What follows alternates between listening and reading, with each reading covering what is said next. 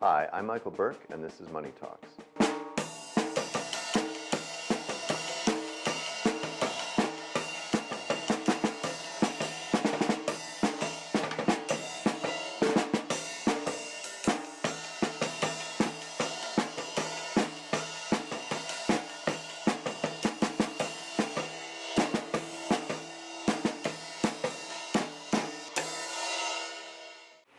Hi, welcome to Money Talks, and this one is going to be near and dear to my heart. But first of all, I'm Michael Burke. This is Dennis and Angela Trzcynski.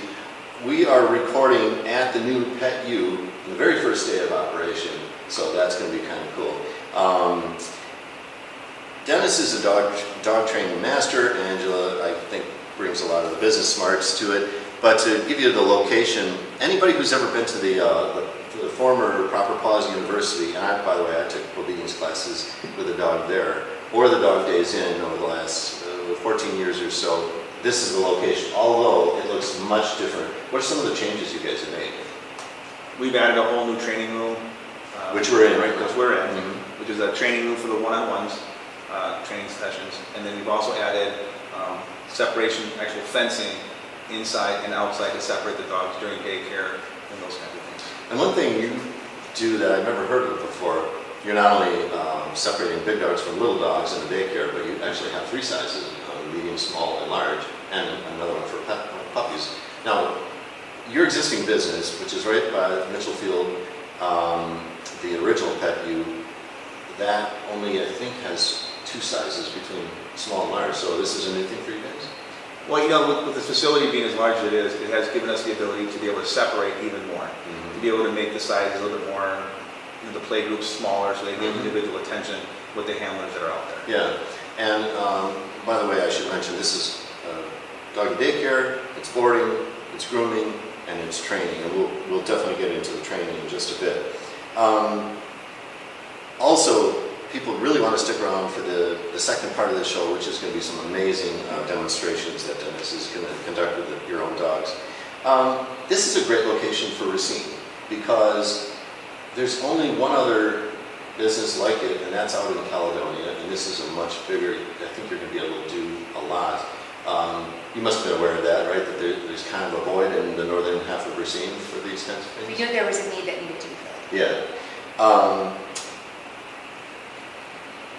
I'm sure there's a long story to how you guys got this going, but let's take it from the point that Dennis, people in the neighborhood, or just people you knew, were coming to you with dogs and saying, I need help with a dog. What kinds of things were they coming to you for? You know, I've been training dogs since I was 15, and for the last 25 years, it's been a lot of where the neighbors come over and they're having a problem with their dog, you know, being social or obedience issues, or, you know, they can't catch them because they keep running away down the neighborhood and they seem to be chasing their dogs. And I found myself helping a lot of the neighbors and a lot of other people, and they started telling their friends.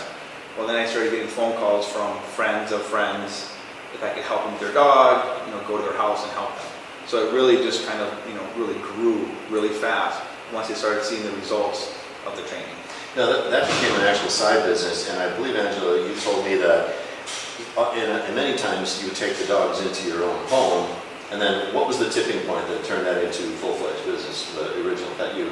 Christmas morning of 2011, we had more dogs than we had space for, and Dennis does not say no because he wants to help every dog and every customer, every family. So we had more dogs, and I said, Dennis, this is enough. I've had it.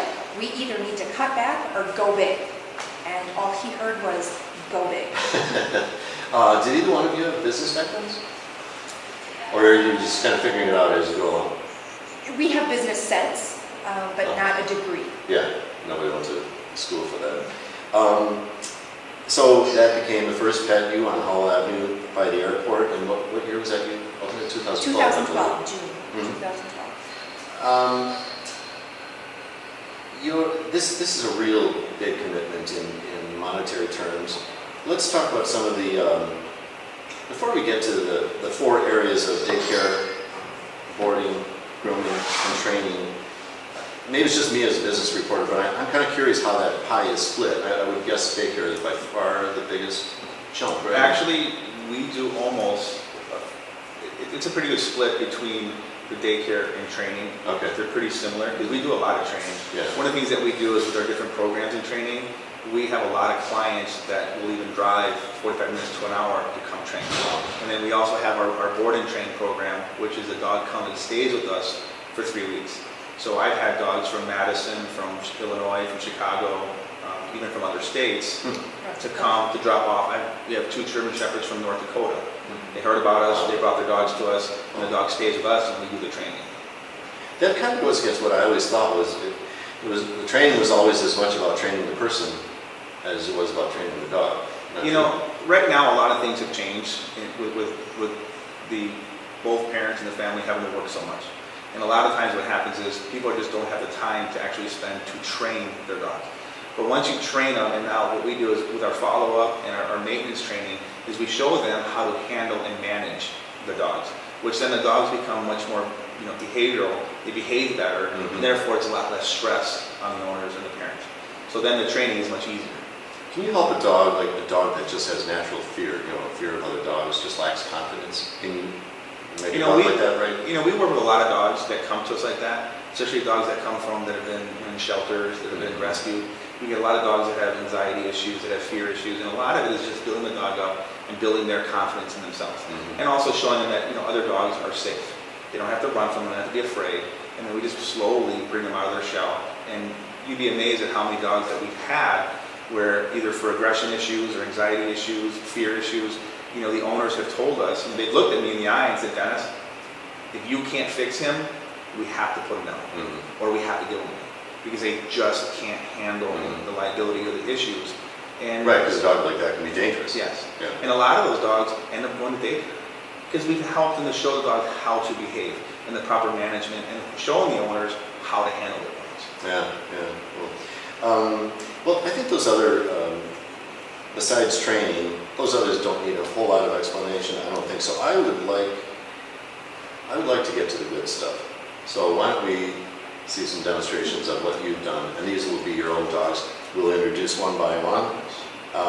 When we are starting with Optimus, he is about 6 or 7 months old, and this will be basic puppy training. Just starting the puppy, teaching them about food and treats, on how to follow the treats and get them to sit and do different things and start the healing, which is what we're trying to teach is a dog to enjoy training. As a puppy, it's like with children. You want to have them like school, like training. So we do it very fun, very playful with them. All right, let's see some.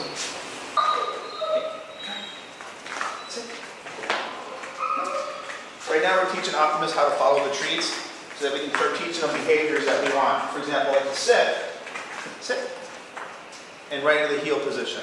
And if you want to do the down, we bring it right back down with him. And after we reward him, we want to play with him. Good boy, yes! And make sure that we treat him and reward him with praise and his treats. And the nice thing is we can start to teach him the manners of sitting for his treats.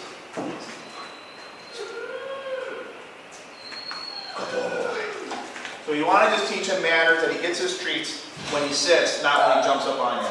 How old was he when you started working with him? We've just started working with him.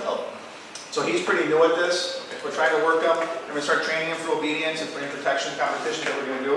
But right now we're just making training fun, letting him mature just a little bit before we start the heavy training with him. That would be such a cutie. Yeah. Yes. Look at that tail wagging. Yep. So then we start to work on the healing, which is the walking next to us, by having the treat with us, and we have him follow our hand. And then when we stop, sit, we have him sit in the heel position. Good boy. Good boy. And then after a couple of those, you said, then just play with him. Yep. Make it all fun. Yep. And then we play well, and then we play with him however he wants to play and have fun. He likes to play and just be all loving and loving on you and stuff. Sit. Yeah, he's Nuts. Nuts. And sometimes they don't always listen, but that's fun. That's the fun part about the puppies, is that they gotta work through it. And I'll even let go of the leash. Boy. Anything special about those treats? Just hot dogs. Just hot dogs. Just hot dogs. We like to use a soft, moist treat. It's easy to swallow. And it's a really high value treat for them. And then you start to get the eye contact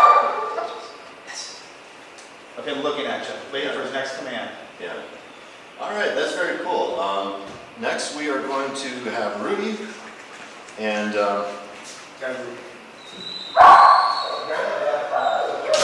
try to remember here. Oh well, he'll tell me. Rudy is 2.5 years old, and we'll do a more advanced level of obedience, I think. So as soon as they're ready, we'll start. Here we go with Rudy, and more obedience, higher level of obedience. What you're going to see with Rudy is his constant looking at me. It's paying the attention, and we're teaching him certain positions. Like the heel position, so the Fuß position, which is heel in German. So for example, if I do this, I go, Fuß. Oh, meaning foot or something? Fuß is F-U-S-S, just means heel, Okay. but in German. But you see how he stays in the position that I want. But even when we walk, Fuß, he'll stay right next to me. Fuß, and he's looking at me. Every time I stop, he sits automatically. Then with the down command, flex, he downs in the heel position to kind of stay out of our way so we can walk and move around. Another position that we taught him is the heel command. In English, the heel command, and I like to use his ball. He likes to play for his ball. So I tell him, heel, and he'll go in that position. And if you tell him, puss, back to that position. Oh wow. So he'll even, puss, good, heel, I've never seen the healing between the legs. Ever. heel, and then what we'll do is, heel. We can even walk with him between puss, and then back out. Oh wow. And then with the puss command, we can go backwards, puss, and then even back up, puss, and we'll make 360s, and he always stays out of my footway, so he doesn't bump into me. So how do you make that so desirable? Well, we first start our young dogs with the food. We teach them that training is fun. And then we make it that the ball is fun. So they learn the behaviors with food, and then we start to adapt it for the ball. So we can even do, like, for example, sit, good, and do sit, and then he'll stop on his own. Yeah. And then you can even do from a distance with the ball, and as the ball comes nicely, you can go, Platz. And then when I reward him, yes. We give him his ball. And that's what he works for. The biggest thing that we want to do is, Platz. What we have to do as trainers is find out what reward system the dogs really want. Once you find out what they want, that's what you use. And that varies from dog to dog. Some dogs like food, some dogs like the ball, some dogs like a tug toy. Yeah. You just got to figure out what it is that your dog loves to do, and then you can work with them on it and use it. How do you, by the way, if he loves the ball so much, or the toy, how do you get him to release it? Well, a lot of that is through training. And you use another toy that we have that you hold on to, and you teach them to out. One of the biggest outing is to let go of it. One of the biggest problems people have with the out command is that it creates conflict. Dog has what he wants, now you have to take it from him. So what we do with the ball concept is we play what we call a two-ball game. Where I'll throw a ball, and he comes back with it, I'll show him another one. When he spits it out, I tell him his command, and I throw the other one. So the difference is that a lot of people who don't know how to play with the balls make the game about the ball. With us, the game is about me. So he wants to play with me. So I even have a dog where I can have 10 balls on the ground, and he wants this one that I have. Because it's about the motor behind the game. It's about me throwing it and playing with him, not just him having a ball and just chewing on it. Yeah, wow, fantastic. Well, now we are going to wind up, in just a minute, we are going to wind up with the really spectacular one. We're going to see some personal protection demonstrated, and this is really something to see. You will now see Dennis Trzcynski of PetU. Kinley is female shepherd, and his assistant. This is going to be awesome. First thing we're going to do is we're going to show you that this personal protection dog is not just dogs that bite anyone. They're actually very highly trained here at PetU to be very controlled. What you're going to see is a friendly greeting, where you take these dogs for walks, people can come up and say hi and pet them and stand there and nothing. Even when I'm wearing the protective gear and the equipment that she knows it's bite work time, but still it's about having the control on the dog. Okay? So we're going to do a friendly greeting. So I'm going to walk up. So even when I'm standing here saying hi, she's not biting me, she's not acting aggressive. Then she's going to turn the dog on.